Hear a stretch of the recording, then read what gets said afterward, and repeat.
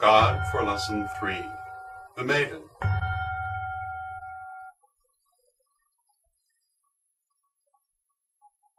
The triple goddess has three aspects: Maiden, Mother, and Crone. Though we approach these aspects as individual personal deities, all three are aspects of the same power, the feminine polar force, the goddess. Of the triple goddess' three aspects, her aspect as mother probably receives most attention. But in fact, all three aspects are equally important. They form a cycle, and each naturally flows into the next. The maiden is the aspect of the triple goddess in her youthful form. Sometimes the maiden is conceived of as a child, but more often as an independent young woman. The image of the maiden is strongly affected by the customs of a given culture. There is much more variety in the image of the maiden than in either the mother or the crone. Sometimes the maiden is shown as an ascetic virgin like Athena or Vesta. At the other extreme, she may be strongly associated with pleasure and sexuality, like Hathor, Aegiale, or Venus. Though this may seem like a contradiction, in fact it is not. Rather, it reflects the variety of activity that falls under the maiden's imperium. The maiden is the goddess of beginnings, growth, and expansion. She is symbolized by the waxing moon. The maiden rules over the dawn, the season of spring, and the direction of the east. The maiden is the goddess of passion and creativity.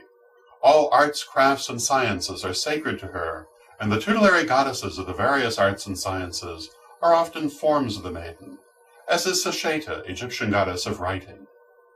All forms of inspiration, self-expression, and creativity, all things that stir the soul or incite the mind, belong to the maiden. The maiden goddess tends to be shown in one of three following main forms. The artist, goddess of all arts and crafts, skills, and sciences. The mind, intellect, and inspiration fall within her purview. She delights in beauty and is often specifically associated with flowers or the rainbow, as well as with both inner and outer fire. Examples of the maiden goddess in this guise include Brigid, Flora, Kore, Minerva, and Sasheta. The guardian, goddess as warrior and protector, patron of quests and causes, champion of heroes and adventurers, defender of those in need. In this form, the maiden grants courage, guidance, and fortitude. Examples of the maiden goddess in this guise include Anat, Artemis, and Durga. The lover, goddess of love, beauty, and sexuality. She is the patron of lovers and romance. Examples of the maiden goddess in this guise include Aegiale, Hathor, and Venus. Though these forms may at first seem contradictory, they in fact are not. Rather, they each represent a different focus of the maiden's energy of creativity and self-expression. Sometimes a form of the maiden goddess will express only one of these facets, but many express several or all at once. The Greek goddess Athena is both artist and guardian, as is the Roman Vesta, while the Mesopotamian Ishtar is both guardian and lover. The following passage was written about the Aphrodisiac goddess Aegiale Oshun, a form of the maiden, but it may be taken as representative of the qualities of the maiden goddess in general.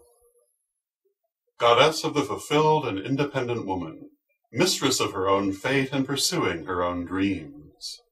Goddess of romantic love and also of sexuality, she is the mistress of everything that delights the senses.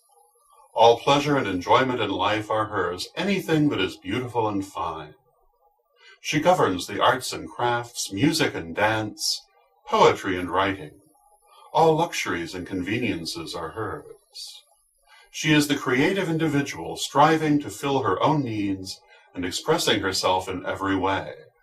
She is competent and dexterous, making her will manifest all about her on the material plane with skill and style. All joy and laughter is hers. Here follows several examples of the maiden goddess. Athena, tutelary goddess of the Greek city-state of Athens, Athena is the goddess of the mind and intellect, and patron of all arts and crafts, especially weaving. Athena is the goddess of science, books, and learning, and is symbolized by the owl of wisdom. A warrior goddess, Athena inspires people to great acts and acts as a protector to those in need, especially women. Brigid. Celtic goddess of fire and inspiration, Brigid rules over the arts and crafts, especially the three great skills of poetry, smithcraft, and medicine. Music is sacred to her, and she was a patron of the sacred bards. Brigid is a goddess of wisdom and learning, as well as cunning, and she can overcome all obstacles. Brigid is often likened to the spirit of the grain in the fields, and corn dollies were made to represent her. Her festival is La Isla Vrija, or Candlemas, celebrated on 1st February. Brigid is also known as Vrija, Briantia, and Briantina. Aegilie. Called Aegilie or Aegilie in Haiti, Oshun in Cuba and the United States, and Oshun in Brazil, this is the aphrodisiasporic goddess of love and beauty. Aegilie is the goddess of art and self-expression. Poetry, song, and dance are sacred to her. She is a patron of both romantic and sensual love, and promotes happiness and joy in life.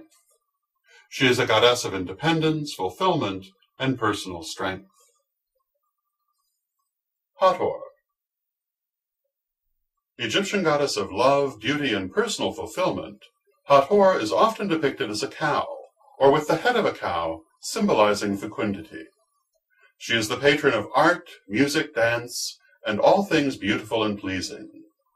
Hathor is often symbolized by a mirror, representing self-knowledge and fulfillment. Identified with the sky, Hathor is the consort of Horus, the sun god. In fact, the name Hathor means home of Horus. Hathor also has aspects as a mother goddess. Vesta.